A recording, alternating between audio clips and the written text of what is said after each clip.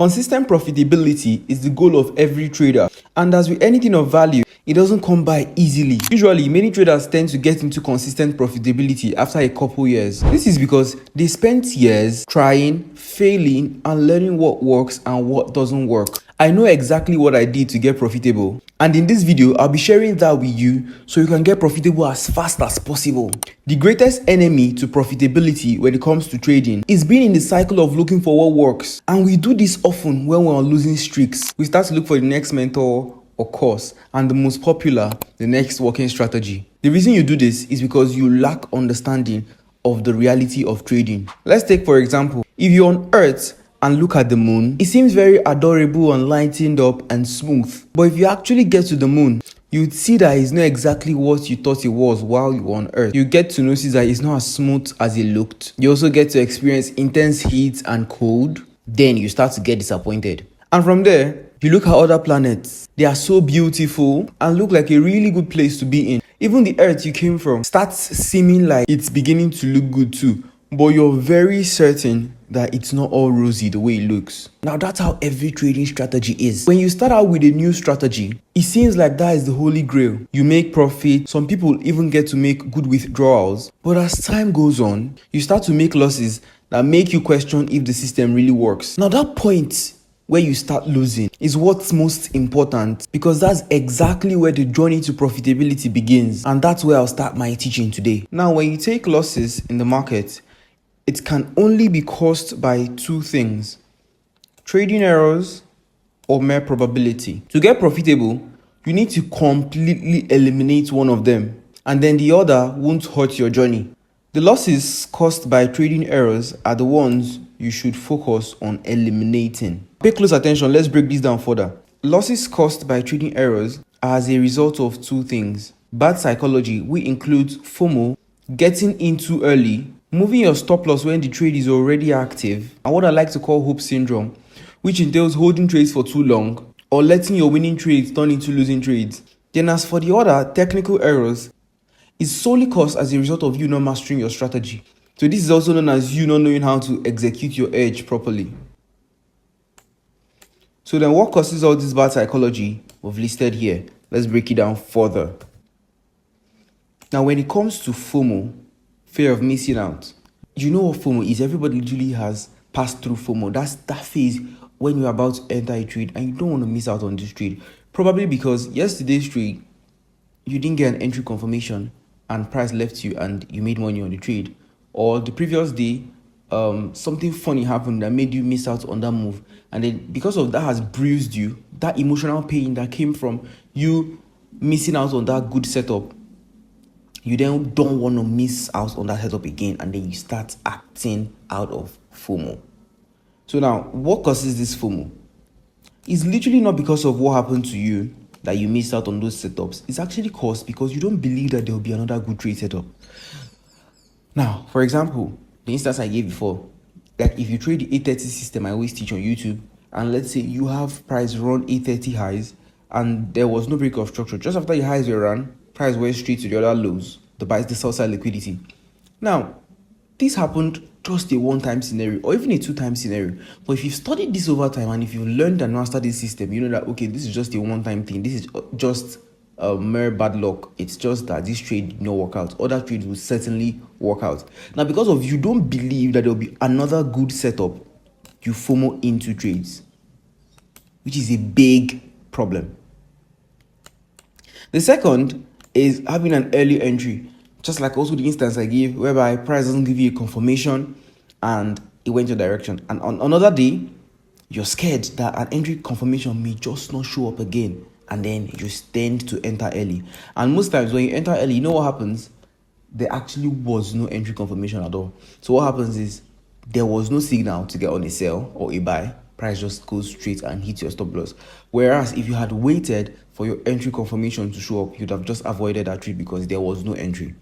So that one instance, you're acting based off of that one instance where price actually did not give you an entry and went your direction or your intended direction. So that way you now feel like, okay, next time I should probably not wait for the entry. Oh, my entry is just messed up. The market won't wait for it. The market won't the market won't wait for it. The market won't actually respect it. And then you just enter on an impulse like that. And what happens to you? You get cooked.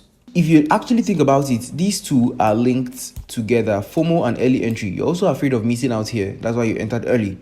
But then I just had to separate them, so I needed to make this clear. When you're scared that an entry confirmation won't show up, it certainly means that, okay, you're pained from yesterday's trade. Now, the one that's actually very, very common to beginner traders especially is extending your stop loss. You get on a trade, you get into drawdown, and then price is approaching your stop loss. But you know that, okay, the market should go the opposite direction. So you say, okay, let me not take this loss. Let me just extend my stops. And you push your stops upward. And then this happens again. Market comes close to you. You're like, man, I'm already in a loss. So let me just make sure I don't take this loss. This loss is huge. And you push it even more upward. And what happens? You may eventually blow your account, or when you close out, you lose a very huge chunk of your account.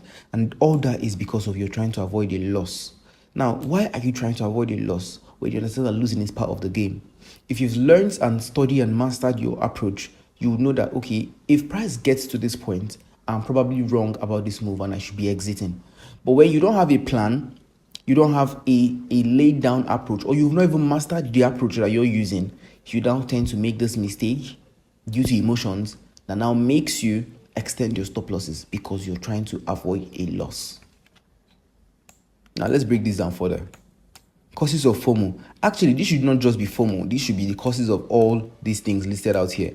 And what's causing them? The first thing is you don't understand the capability of your trading approach. What's the keyword here is capability. You don't know what your trading approach can give.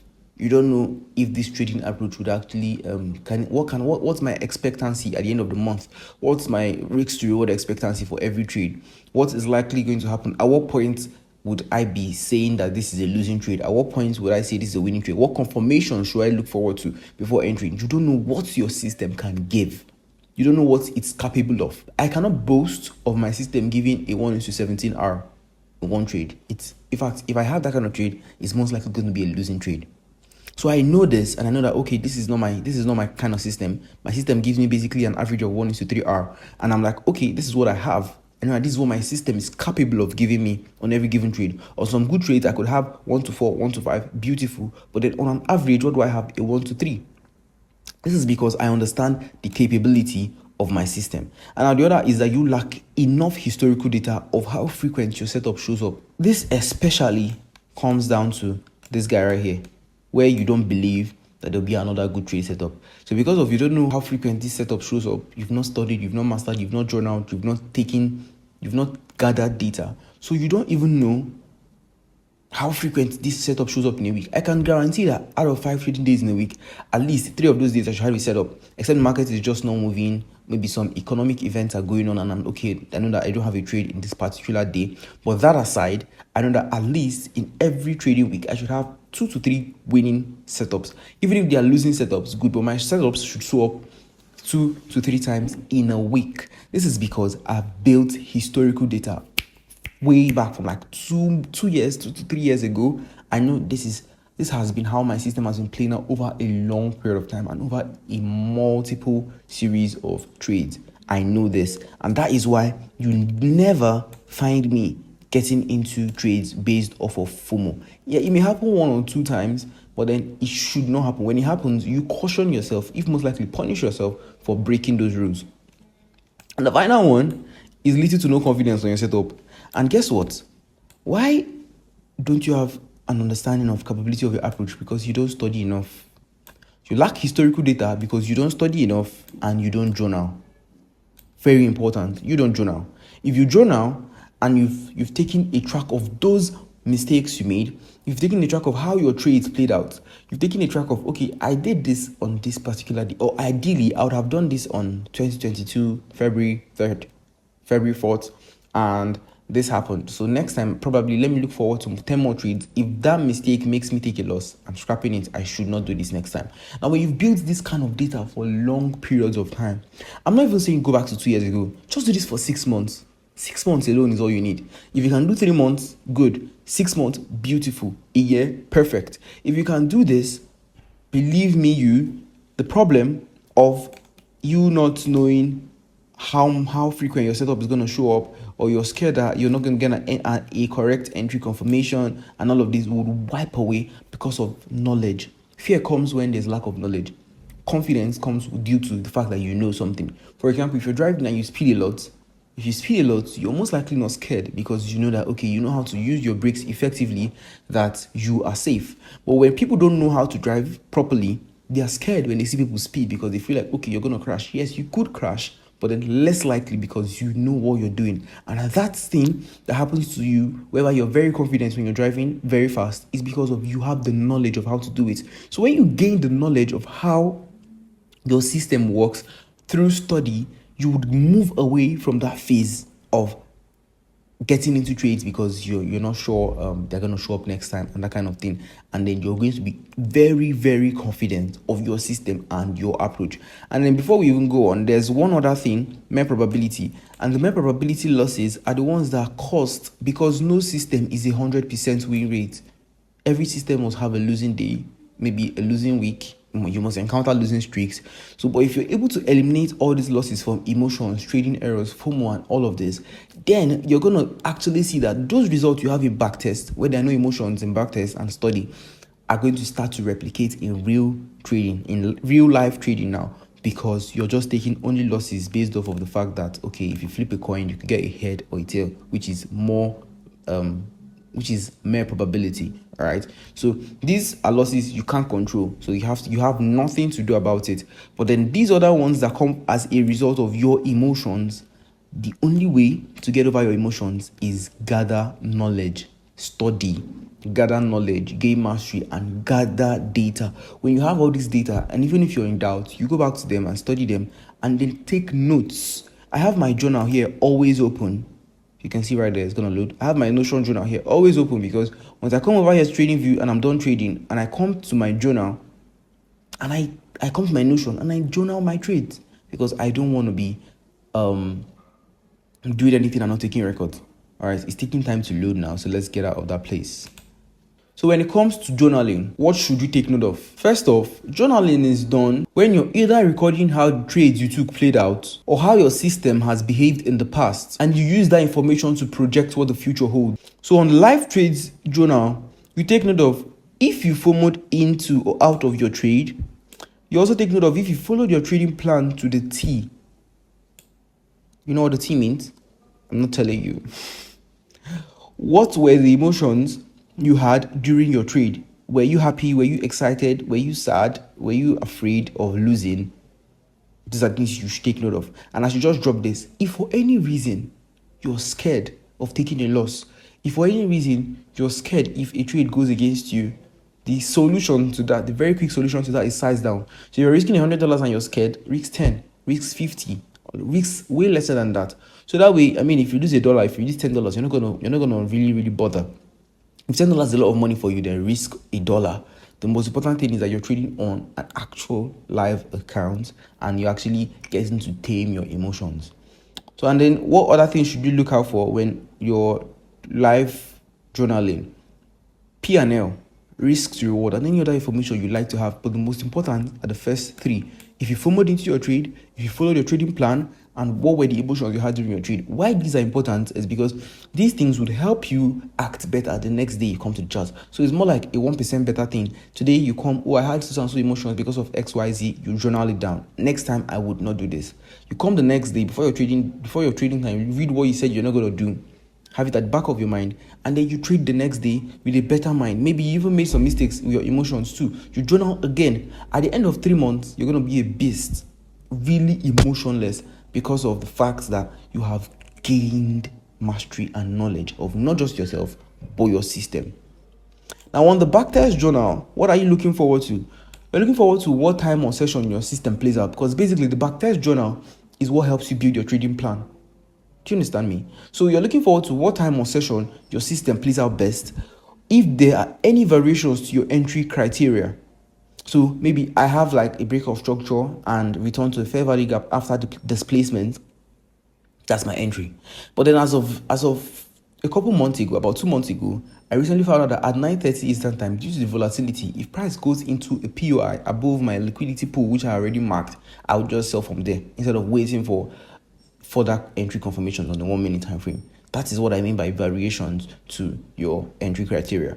And then building a trading plan out of potential mistakes from old trades data. So when you've made mistakes, I've made mention of this before now. Those mistakes you make, they shaping you. So when you make these mistakes, you take note of them that, okay, I think this was a mistake, and this was the reason why my trade played out the way it went. This was the reason why my pick went out. This was the reason why I took the loss. This was the reason why I did XYZ that wasn't favorable to my trading account or me in particular as a trader. And you take note of that, and that becomes part of your trading plan. That is now like the don'ts of a trading plan. Every trading plan has the do's and the don'ts. So now you shaping these things every single day while you're trading, you're journaling, and you're evolving.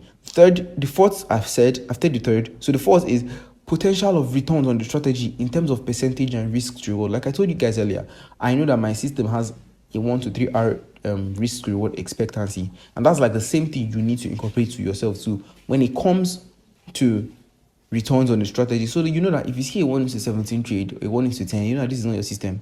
I mean, there's a mistake somewhere. There's definitely got to be a mistake somewhere. And even if you take those trades, you get to find out that maybe you may lose out on those trades. But if your system is like a 1:10 on an average, and you see a 1:1, you know, okay, there's a mistake somewhere, there's something I'm probably doing wrong. So this helps you shaping, this helps you even project.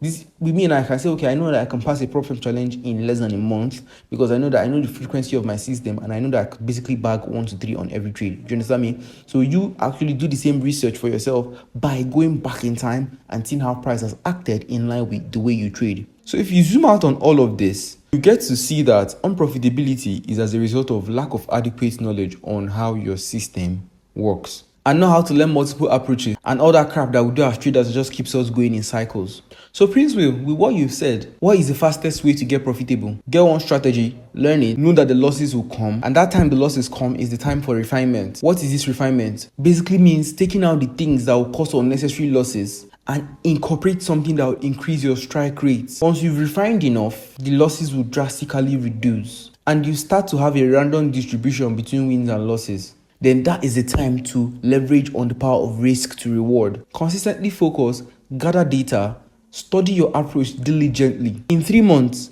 you'll see how far you've come. If all these seem too ambiguous to you, I have a mentorship program which lasts for just 3 months. And in that 3 months, I guide and teach you how to become a profitable trader. The program lasts for 3 months because I've seen that 3 months is all you need if you're willing to get on the route to success with trading. If you gained insights but don't know exactly what to study, watch this video where I broke down a simple strategy I teach my beginner students so they can earn while they're learning the advanced stuff. If you found value, subscribe. My Telegram handle is in the description if you want to reach out to me. Also, join the free community. Be safe.